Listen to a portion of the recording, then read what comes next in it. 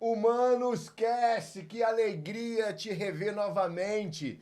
E hoje eu estou à mesa com um membro importante do corpo de Cristo. A Bíblia fala que há vários órgãos que uns parecem ter importância, mas são os mais nobres, os que menos aparecem. Esse é um órgão que faz outros órgãos aparecerem, porque ele é um pastor, neurocientista, escritor e mentor de gigantes. Eu já estou me sentindo um pouco maior por ter pastor Djalma Pinho aqui na mesa comigo. Que alegria. Que honra minha estar aqui com você, viu? Ô, meu pastor. Já estava ansioso já por esse dia aqui. Que bom. É um Meus amigos vindo aqui, tudo, eu também quero ir lá, ué. É um prazerzão. O nome do programa é Humanos, porque é isso que nos iguala. É isso. Temos PhD, temos acesso a mesas, temos bens, temos influência, mas a dor iguala a todo mundo. Tudo. A morte vai chegar para iguais, todos nós. Vamos no mesmo lugar. E hoje a gente vive uma epidemia de saúde mental. Sim. E eu sei que essa conversa, quero te pedir, você que está em casa, manda isso para algum pastor, manda isso para alguma liderança. Tem pastores morrendo em silêncio, porque talvez não tenha tido acesso a esse remédio que eu profetizo em nome de Jesus que vai ser essa conversa. Esse refrigério, essa possibilidade de mudança de mente, de metanoia. Mas antes de falar disso, eu quero saber de onde veio Djalma Pinho. É carioca? Sou carioca da Gema aqui, nascido em Duque de Caxias. Caxiense, cara, a Baixada faz cada coisa boa, né? Coisa boa. Meu avô, minha família, meu avô veio de Portugal e aí se estabeleceu ali em Caxias. Dali, meu pai conheceu minha mãe, aí veio morar na Penha. Da Penha fui para Vista Alegre, aí onde eu nasci. Eu nasci em Caxias, mas aos 2 anos fui para Vista Alegre. De 2 anos fiquei ali um pouquinho, depois fui para Vila da Penha.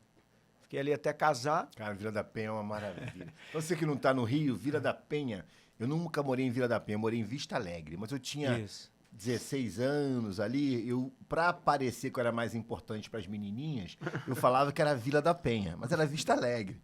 E era, hoje não está mais assim, o Rio de Janeiro mudou muito, até a violência, mas era a zona sul do subúrbio, né? Era um lugarzinho um pouco mais, né, assim, tinha umas casinhas melhores e tal. E aí é interessante que, assim, a minha mãe morou com meu pai antes de eu nascer na Montevidéu, onde hoje é a nossa igreja, né, a sede da ADVEC, né? Que coisa, que destino, né? Bom. Eu fui parar lá. Então é isso, aí eu me casei. Qual o nome da mamãe? Com 27, Marli. E o pai? Vinhais. Djalma. Já eram pastores? Já eram do reino? Não, na verdade não. O meu pai nem chegou a se converter, porque com 13 anos, eu tinha 13 anos, ele morreu. Eu fui me converter só com 21 anos, através da minha mãe. Minha mãe me levou para a igreja, ela se converteu e me levou para a igreja Batista de Vila da Penha. Foi onde eu me converti, pastor Sebastião Ferreira. Dali eu fiquei... quantos anos ali? Dali eu fiz meu seminário, né, teológico, Batista do Sul. E aí, quando eu estava terminando o seminário, eu conheci a Valéria, que é minha esposa, e fui parar na Assembleia, porque ela era da Assembleia Vitória em Cristo. Aí fui para a Assembleia e lá estou até hoje. Temos um Batista de berço. Um Batista de berço. Como é que foi essa formação? Eu acho que a Igreja Batista, me corrija, tem essa veia acadêmica de excelência na formação que combina muito com o senhor. Muito, muito. E o senhor ser um assembleiano hoje faz ainda mais sentido para o tempo atual, porque talvez eu sou sobrinho de Osiel de Paula, que fundou o Instituto Bíblico das Assembleias de Deus. Minha família ama o conhecimento. Sim. Mas eu sei que, comparado à Igreja Batista, a gente ainda tem que evoluir um pouco. Não sei se eu tenho essa mesma visão. Então, como essa formação da Igreja Batista com a ação da Assembleia, que mistura os dois? Eu me sinto, assim, privilegiado na minha jornada cristã. Por quê? Eu me converto numa igreja que a maior preocupação é o ensino e a formação, mas muito voltada mesmo para a questão eclesiástica, administrativa. Então, eles são muito organizados. Verdade. Isso me deu um padrão de organização do meu estudo, da minha vontade de crescer. O meu pastor falava 3, 4 idiomas, era formado em várias faculdades, e isso foi uma inspiração para mim, né? Então, hoje eu tenho 3 faculdades, eu tenho 3 pós-graduação, 2 MBAs, eu tenho doutorado, PhD. Então, tudo o que eu tive foi porque eu tive pessoas que me iluminaram nesse caminho. Olha, esse meu pastor, pô, ele é um cara incrível. E aí, eu me espelhado nele. Qual é o nome dele? Estudando. Sebastião Ferreira. Sebastião Ferreira. Ele já está na glória. Mas olha o legado aí. Eu com um ano e pouco de Igreja Batista, eu assumi a liderança de 800 jovens, que era o auge daquela igreja ali na Vila da Penha. Eu liderei 800 jovens. E aí, quando eu deixei a liderança dos jovens, e eu tinha terminado a minha faculdade de economia, ele foi na minha casa com a matrícula da faculdade teológica. Batista do Sul do Brasil. Eu falei, pastor, eu queria descansar um pouquinho. Ele falou, não, descansar depois que morrer, meu filho. Descansar nada, você vai direto pro seminário. Foi um discipulador mesmo, que você né? tem um chamado e tal. E acho que assim, eu devo ter sido, né, eu devo ter dado uma tristeza muito grande quando eu me apaixonei lá pela Assembleiana. E eu acabei indo para lá, o pastor Silas veio eu pregar, falou, não, você é assembleiano, você tem que vir para cá, você vai casar com essa menina, não sei o que e tal. E aí eu me empolguei. Né, com toda a perspectiva que tinha sido batizado com o Espírito Santo. Essa foi a grande ruptura. Talvez eu não saísse da Igreja Batista, mas como eu fui batizado com o Espírito Santo, eu falei, agora não tem como ficar, né? Eu vou causar um escândalo aqui na igreja. A Deus. E era uma época que isso não era aceito. Hoje o pessoal até aceita, lá, não adota, mas aceita. Mas na época não dava. Aí eu fui para lá, a minha história foi toda ali. Pastoreei com 3 anos de igreja, com 2 anos de igreja eu casei com a Valéria, com 3 eu já estava pastoreando, e aí minha vida foi... E a vida eclesiástica de pastor andando com a vida acadêmica. Isso, aí a minha vida acadêmica nunca parou, já tinha me formado em economia, e me formei em teologia, e depois fiz o mestrado, doutorado, e fiz a pós. Aí quando eu lancei o meu livro, Desvende o Poder da Inteligência Espiritual, que foi a minha tese de doutorado, eu comecei a dar palestras sobre inteligência espiritual. E aí a pegada que eu tive foi muito mais científica do que teológica. E qual conceito é esse? Como o senhor define a inteligência espiritual? Eu explico, mas só para poder fechar. Então, o que eu tive que fazer? Aí eu tive que mergulhar dentro da neurociência, porque eu estava sendo chamado pelas faculdades para falar, mas eu não era cientista, eu era teólogo. Então, chegava lá e pensava, esse pastor da mina que fala de ciência com a gente, né? Então, o que acontece? Quando eu fui fazer o meu mestrado, eu estudei coaching, guiding, teaching, mentoring, counseling, todos esses modelos que tem moderno de liderança. E aí, conhecendo ali dentro desse mecanismo do coaching, eu li um livro da Dana Zohar que fala sobre inteligência espiritual. Ela é uma mulher formada em Cambridge, mas deu aula na Harvard. E aí ela escreveu um livro, Inteligência Espiritual, só que ela é budista. Então, o que ela fez? Ela explicou essa inteligência espiritual, falou sobre a descoberta do ponto de Deus no cérebro, aquela coisa toda, só que ela levou as pessoas a desenvolver essa inteligência pelo budismo. E aí eu vi ali uma chance, eu precisava de algo para o doutorado, para eu poder explorar, porque o doutorado, você sabe, a gente tem que defender uma tese que ninguém nunca defendeu. Você tem que ir além do que alguém já foi. Eu falei, por aqui que eu vou. Eu vou descobrir como é que essa inteligência espiritual ela opera no ser humano e vou ver se Jesus tinha contato com esse negócio. E aí o que eu fiz? Eu fui analisar como Jesus treinou os discípulos dele. E aí eu descobri que os códigos que ele usou de treinamento não eram códigos emocionais, eram códigos espirituais. E aí eu comecei os meus olhos abriram para isso, e aí eu mergulhei dentro do ponto de Deus para entender como é que aquilo funcionava. E isso dentro de uma faculdade de teologia? Dentro da faculdade de teologia, e aí eu já entrei para o mestrado, para pós-graduação em neurociência, para poder entender esses mecanismos neurais e entender por que essa tal inteligência espiritual fazia toda a diferença. Então, o mecanismo foi mais ou menos... Você quer que eu explique aqui? Hoje eu tenho uma curiosidade grande, que eu acho que o senhor vai conseguir fazer a ponte, sobre neuroteologia. Também é um princípio de Cambridge, também budista, né, onde se vê as áreas cerebrais, principalmente estudos de ressonância magnética, que são adormecidas nos ateus, que são afloradas em quem tem uma técnica de meditação, e comparado com a meditação transcendental budista. Então, cada um tem um brilho, né, diferente na ressonância magnética funcional. E uma das inspirações que também me leva a estudar isso para o lado do cristianismo é que alguns teóricos dizem que o nosso cérebro, independente do que queiramos ou não, ele terá uma experiência religiosa. E eu costumo dizer que é como afirmar que o piano tocará, queiramos ou não. Então, quem toca o piano é alguém, e quem permite essa experiência espiritual é o Espírito Santo, é Deus. Sim. Então, como a gente consegue explicar esses fenômenos religiosos quase em qualquer, ou se não em toda a manifestação cultural, né? Onde há cultura, ou vai idolatrar uma pedra, ou vai idolatrar uma terra, ou uma estátua, ou uma divindade como a nossa, como o Senhor Jesus Cristo. É natural do ser humano essa busca pelo divino? Essa foi uma das solicitações que eu tive do Dr. Gemal, não sei se você conhece ele é coordenador de medicina da UF. Ele me convidou para dar uma palestra lá para explicar sobre essa questão do ponto de Deus e da inteligência espiritual, e era exatamente isso. Eu costumo dizer o seguinte: a espiritualidade é o estado natural da nossa essência. Por exemplo, a água. Qual é o estado natural da água? A gente sabe que é líquida. Mas se você der pressão na água, esquentar a água, ela vira gasosa e se dispersa. Então, ela não cumpre um papel como deveria cumprir, porque dispersa. Perfeito.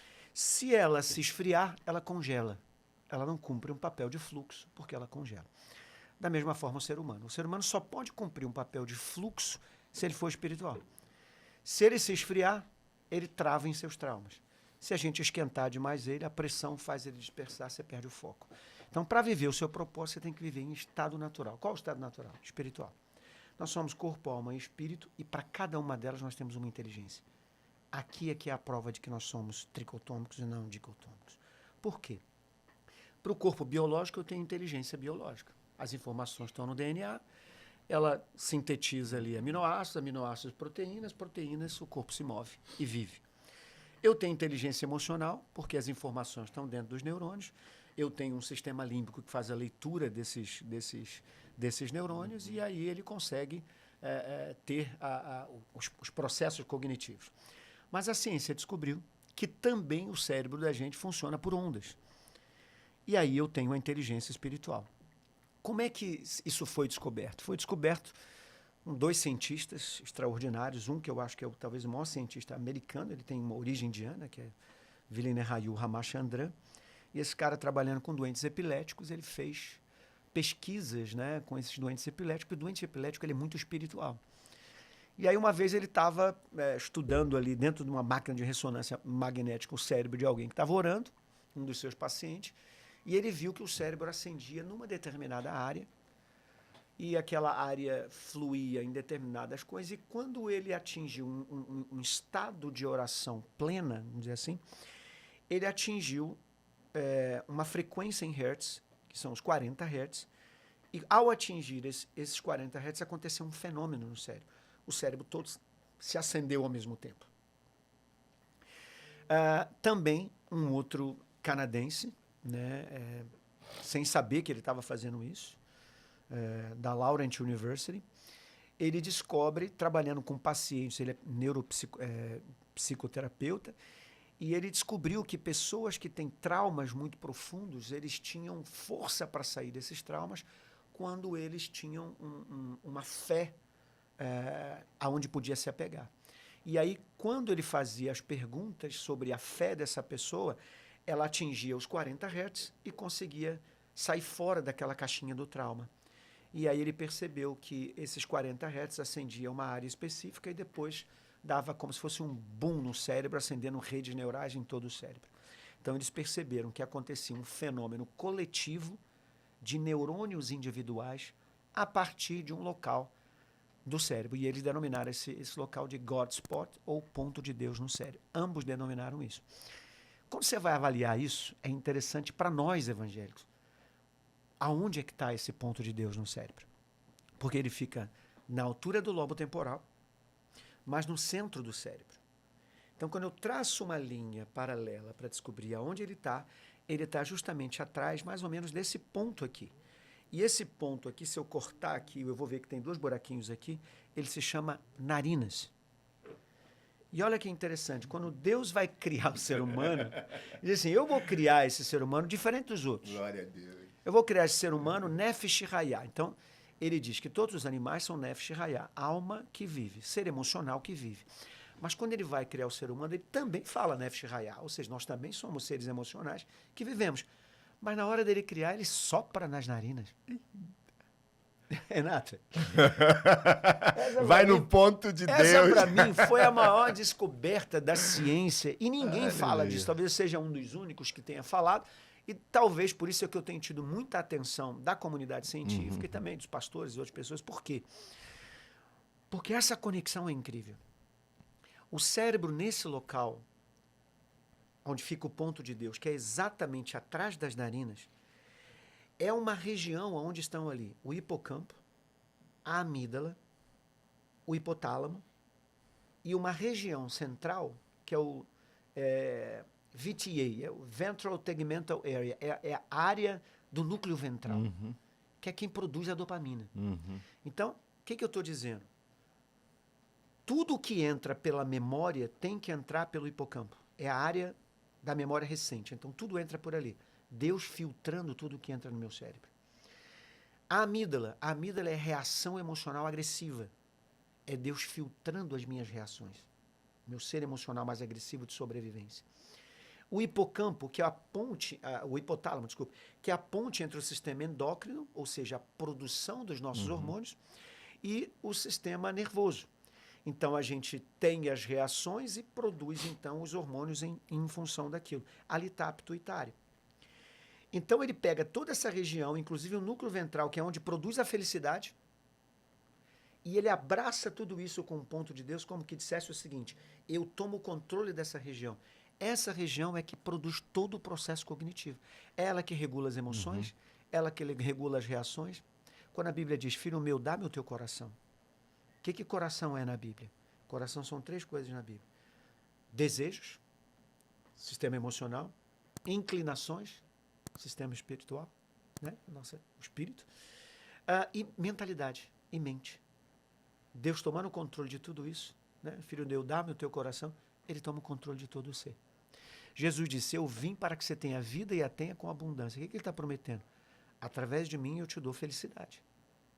Aí eu fui estudar, Renato, na minha tese de doutorado, eu fui estudar o que Jesus veio trazer para os seus discípulos, o que ele treinou os discípulos. Aí eu vi algumas coisas interessantes. Primeiro, eu descobri que ele só pregou 2 temas na Bíblia. Reino e amor. Só 2 coisas. Quando eu venho para o coaching, ou para a psicologia, ou para ciências cognitivas, eu aprendo que todo comportamento é resultado de 2 coisas. Crenças e valores. Jesus só prega 2 temas. Um, que é o sistema de crença nosso, que é o reino, e o outro, que é a afetividade, que é a organização afetiva, que é o amor. Ame isso, acima disso, acima disso, acima disso, ele organiza a área de valores. Então, Jesus sabia o que estava fazendo. Aí eu pego isso aqui e falo, perfeito, ele sabia que ele tinha que mexer no comportamento humano para trazer esse comportamento humano para a direção certa. Porque pecado é errar o alvo, então ele tinha que consertar o alvo. Perfeito, legal. Como ele fez isso? Aí eu vou e vejo que João Batista é aquele que prepara.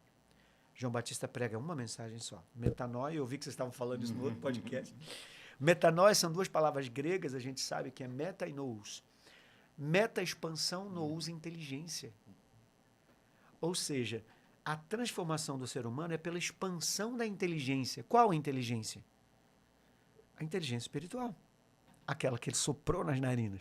Aquela que conecta a emoção, aquela que regula a emoção, aquela que regula a mentalidade, aquela que gera a mentalidade.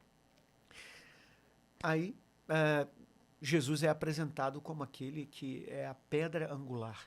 O que é pedra angular? Pedra que une dois lados, crenças e valores, reino e amor. A pedra angular é a pedra de fundamento, é a pedra da transformação. Então, Jesus é aquele que vai trazer a inteligência dele e, através da inteligência dele, ele expande a nossa inteligência. Então, a conversão é isso, é uma expansão da nossa inteligência pela mente dele. Por isso, Paulo disse, a mente de Cristo é que nos transforma. Quando eu vou olhar para isso, eu procurei entender o que Jesus ensinou, propriamente dito, que levaria para tal felicidade. E aí que eu descobri as tal 20, aí no meu livro eu tenho as 25 habilidades da felicidade. Eu chamo de HPAs, Happiness Power Abilities. O que são essas 25 coisas? Elas estão divididas em 4 pilares diferentes. E aí eu descobri que Jesus, para levar a gente para a felicidade, ele pregou sobre 4 pilares. Quando eu fui para isso aqui, eu defendi essa tese de doutorado antes de ter estudado neurociência. Quando eu fui para a neurociência, eu só fiz o check para dizer o seguinte, caramba, é verdade aquilo que eu falei lá na tese de doutorado. Apesar de eu ter descoberto cientificamente, mas agora eu estou provando na neurociência que isso é verdade. Quais são as coisas que mais geram felicidade no cérebro, segundo a neurociência? Primeiro, pertencimento. Jesus pregou sobre o reino. Ele ensinou a gente a pertencer a um reino. Isso nos faz feliz. Isso nos tira, sabe, da marginalidade, de qualquer situação que eu me sinta desprezível. Quando eu sou inserido no reino, aquilo muda completamente meu status mental de felicidade. Ele ensina sobre relacionamento. Relacionamento com Deus, relacionamento com o próximo. E outra coisa que o cérebro precisa para você ser feliz é de relacionamento. Nosso cérebro é um cérebro social, segundo a neurociência. Se eu tirar uma foto do cérebro, em qualquer estágio que você estiver, conversando, caminhando, jogando, estudando, dormindo, você está pensando em gente. Estamos falando do século da solidão, né? Hoje estamos adoecendo, achando que os 10 mil likes que você recebeu são reais, são abraços verdadeiros. E quando isso cai para 2 mil, você já fica triste. E se você não tiver uma caneta e um papel, você nem merecia estar vivo para ver esse programa agora, né? Então, por favor, anota essa aula. Pega. Então, o primeiro, pertencimento. Se você não sabe de onde vem, não tem um lar para onde voltar, você fica perdido, taquicárdico, cheio de cortisol, simplesmente por não ter grupo. E quem não sabe para onde quer ir, vai pertencer a qualquer coisa. Isso aí. Aí entra e é aquilo que você falou, o inimigo ele vai atacar em todas essas 4 áreas que eu estou falando aqui. Por isso é bom eles anotarem.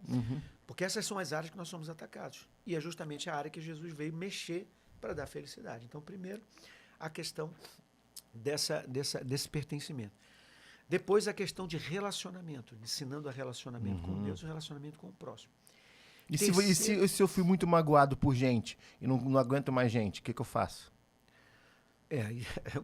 O próprio cuidado da palavra tem ali coisas para se curar, né?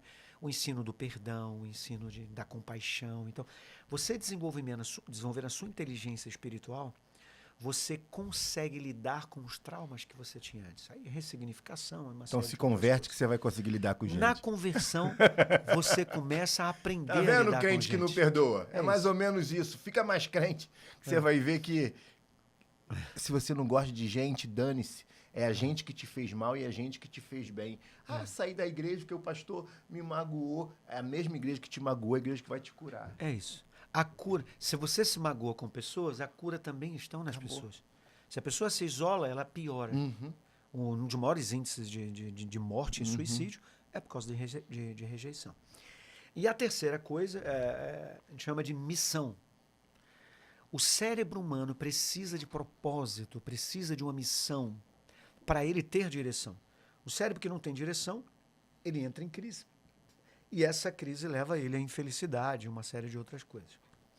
E, por último, o que me espantou mais, que, na verdade, todos os outros eu já tinha tocado de alguma forma e falar, isso aqui eu já sabia e tal, só me aprofundei mais. Agora, esse daqui eu jamais esperaria encontrar no treinamento de Jesus para a felicidade e depois ser respaldado na neurociência, que se chama dependência. Todo mundo fala de liberdade. Essa é boa. Todo mundo diz, nós precisamos de liberdade para ser feliz. Jesus nunca pregou liberdade. A única vez que ele falou de liberdade contra o pecado. Não liberdade de Deus. Não liberdade para fazer o que quer. Pelo contrário, a gente depende dele. Então ele fala sobre dependência. E aí quando você vai analisar o ser humano, ele só é feliz quando ele se sente dependente dos outros. Ele não é feliz quando ele está sozinho e independente. Pega essa, jovem adolescente livre. Eu acho que essa talvez seja a ideia que mais conecta com o ponto 1 que o senhor mencionou, que é o pertencimento. Você não pertence para mandar, você pertence para saber que é cuidado por alguém quando precisar. Essa é uma sensação. Eu perdi papai há 1 ano e 6 meses. Pastor, a minha habilidade de ficar estável na crise tá de 6 meses para cá. Eu passei 1 ano, nunca precisei de papai para quase nada, graças a Deus. Mas só em ele estar vivo, depois que eu perdi, que eu percebi que eu precisei. É interessante então isso. Eu falei, ué... Só o fato da gente saber que está debaixo de alguém, aquilo já estabiliza. Sem precisar pedir conselho. É isso. Você sabe que um dos pastores mais queridos da nossa igreja foi o sogro do pastor Santos. Ah, e hoje, pastor Santos. Que todos nós amamos muito ele. Mas o pastor Santos era muito querido. E aí você perguntava para as ovelhas assim, mas ele já foi na tua casa? Não. Mas ele já apertou tua mão? A maioria ia dizer, não. Mas ele já conversou contigo? Não. Mas o que ele tinha? Presença. Aleluia. Ele tinha presença. E dependência tem muito a ver com isso. Por exemplo, a gente quando nasce depende da mãe para se alimentar. Depois você cresce, depende do pai para fazer a ruptura psicológica, conhecer o mundo e viver o mundo. Depois você depende dos amigos para se socializar. Depois depende do professor para aprender. Depois depende do chefe para pagar a conta. Aí tu vai. Tudo que a gente vai fazendo depende dos outros. E aí você fica velho, acha que está bem, vai começar a depender dos filhos. Então, assim, a gente sempre depende de alguém. E a vida inteira é dependente de Deus. Então, essas 4 coisas, na verdade, são as 4 coisas que mais geram felicidade no cérebro e dá respaldo para aquilo que Jesus falou. Eu vim para que você tenha vida e a tenha com abundância. Aleluia. Mas uma das coisas que mais me chamou a atenção, só para fechar esse assunto da neurociência e o cérebro humano e a fé, é quando eu fui estudar sobre felicidade. Porque como eu sou um dos membros do Instituto de Coaching da Harvard, eu me membrei lá para poder estudar mais profundamente tudo. E lá uma das coisas que a gente estuda muito é felicidade. Né? Tem uma cadeira só sobre felicidade lá. E estudando sobre felicidade, eu fui ver o caminho da felicidade no cérebro. Então ela nasce no núcleo ventral, que é o ponto de Deus. Ela brota do ponto de Deus. Ela vai pro centro do cérebro, aonde você faz a divisão entre emoção e razão. Ou seja, para o equilíbrio da razão e emoção ser eficaz, eu preciso da inteligência espiritual e dessa felicidade. Ele vai para o núcleo acumbente, que é o núcleo da recompensa. Então, se eu quero viver as recompensas corretas, eu tenho que ter espiritualidade, senão os meus valores vão permitir que recompensas erradas, né, se eu não tiver valores, recompensas erradas me deem uma satisfação que vai ser disfuncional. Mas a área principal da felicidade do cérebro está no córtex pré-frontal, essa testa nossa aqui da frente. Essa é uma área executiva de decisão, mas mais do que isso, ela é a nossa área espiritual. Tudo que é espiritual está ali. Sonhos está ali, fé está ali, compaixão está ali, perdão está ali, amor está ali. Então, qual é a área de mais felicidade no cérebro? A área espiritual. Então, qual é a prova disso? É que nós somos seres espirituais. E quanto mais espiritual eu for, mais feliz eu serei. Djalma Pinho!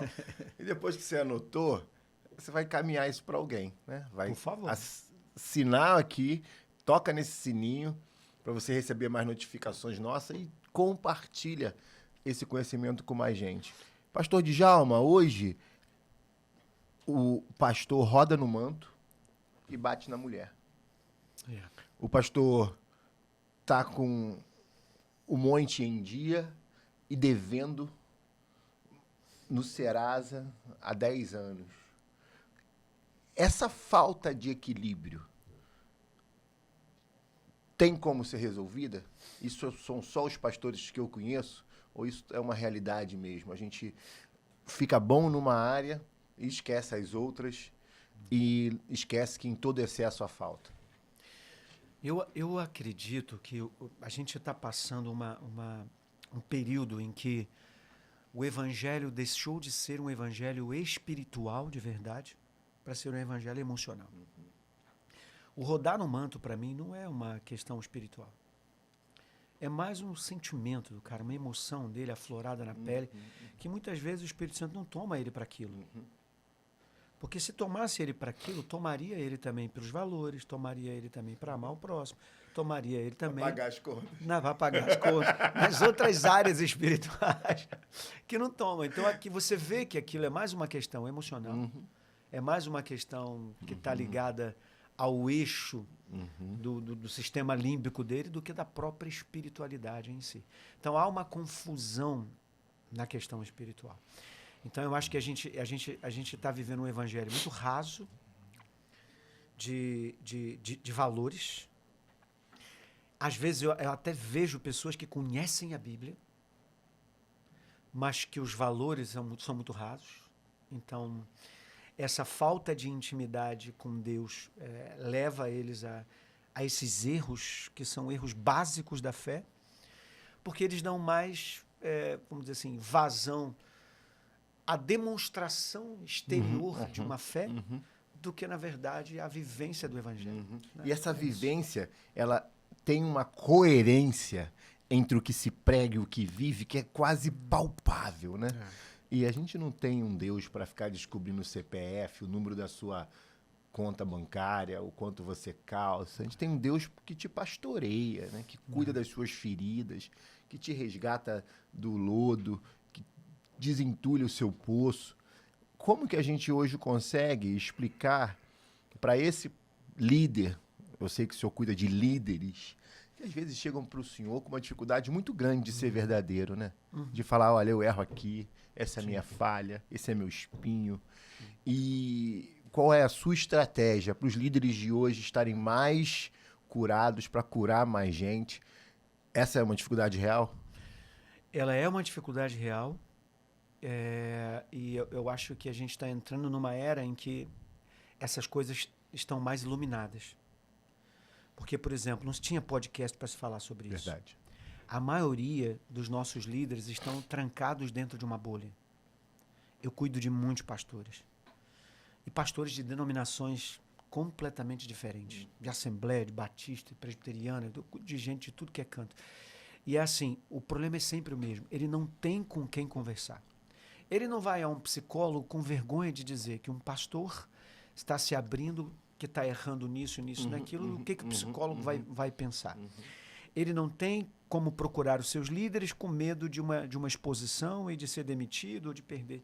Se ele vai procurar a ovelha, ele não pode porque ele vai ficar manchado, então ele não tem para onde ir.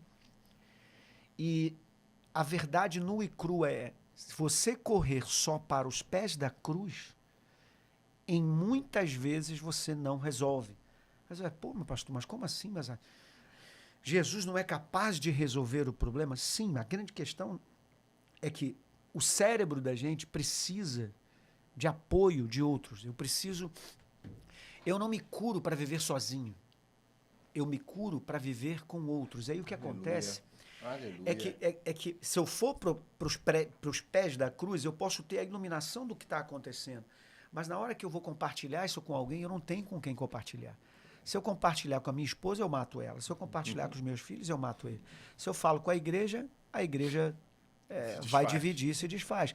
Então, para onde eu vou? E é por isso que muitos pastores têm suicidado.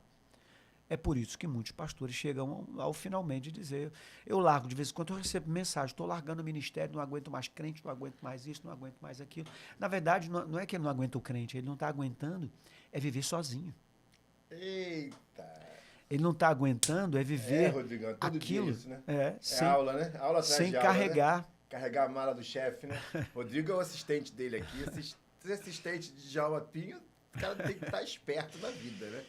Mas é muito triste. Então, assim, eu acredito que a multiplicação de pessoas como nós, e eu sei que você também, né? Como neurocientista também, você ajuda muitas pessoas, conhece. Esse seu podcast, ele funciona como uma ferramenta para isso.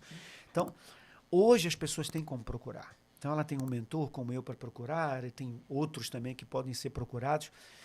E nós acabamos sendo um escape, uma reorganização mental, porque às vezes o que precisa é só isso.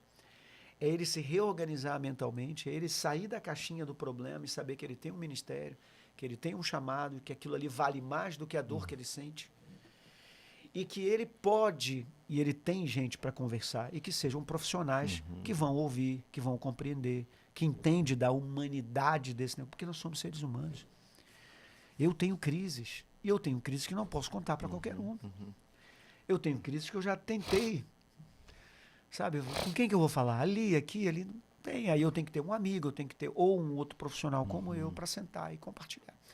Então, eu acho que é isso que faltava a gente entender, porque a gente levava tudo para o espiritual, tudo para a oração, e é assim, não dá para resolver tudo na oração. Por isso que Deus colocou os irmãos com a gente. Né? Ele disse para a gente contar uns para os outros. O problema é para quem contar. A Bíblia diz para contar uns para os outros, e eu quero que você conte que você é viciado no tigrinho. Que você não dá dízimo, mas está ali o tempo todo esperando uma cartinha nova. E ainda vai para a igreja e toma ceia. É uma realidade? Os números estão dizendo que a igreja tem uma quantidade grande de crentes na pornografia, a gente já sabia, nessa tristeza que é o distanciamento das relações humanas, né?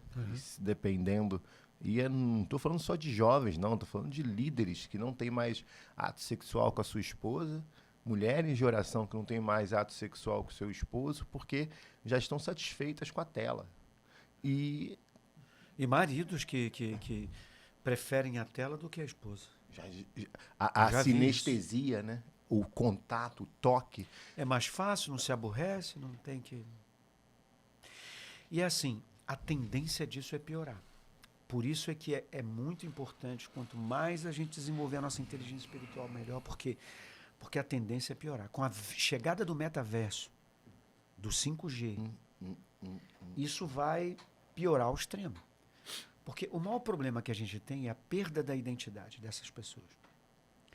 Eu sou crente na igreja e formo uma identidade ilusória desse crente que eu acredito que sou. Só que na minha humanidade eu não sou. Então eu tenho uma crise. Só que é uma crise que eu não conto para ninguém, é uma hipocrisia. Essa minha crise hipócrita faz eu viver um evangelho mentiroso que só eu sei que é mentira.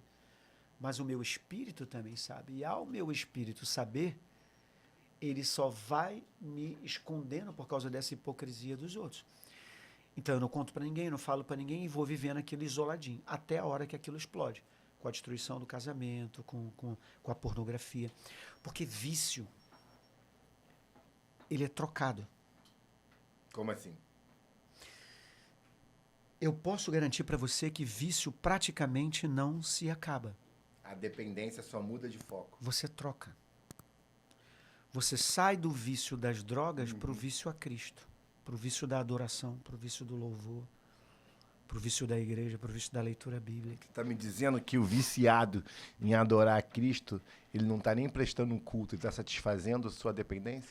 Eu estou dizendo que ele trocou, porque o cérebro humano ele vai atrás de dopamina. Quando eu tenho um nível equilibrado de dopamina, eu vou de uma forma normal. Não tive problema nenhum, me converti, também continuo sem problema nenhum. Meu nível de dopamina é normal. Agora eu sou um viciado em drogas. Eu me converto. Você já reparou como é que é o crente que era viciado em drogas? Ele é completamente diferente. Ele grita mais que os outros, ele louva longe, ele chora mais que os outros. Trabalha em todos os departamentos. Trabalha em tudo, ele quer fazer tudo. O que é aquilo? Psicologicamente a gente diz que é uma reposição psicológica. Não. Isso é uma alteração do padrão dopaminérgico.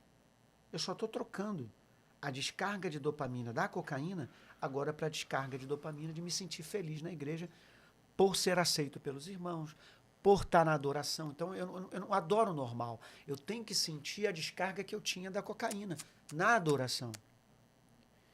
O cara é viciado em pornografia. Ele entra para a igreja, ele tem que se viciar numa outra coisa. Ele vai buscar dentro da igreja.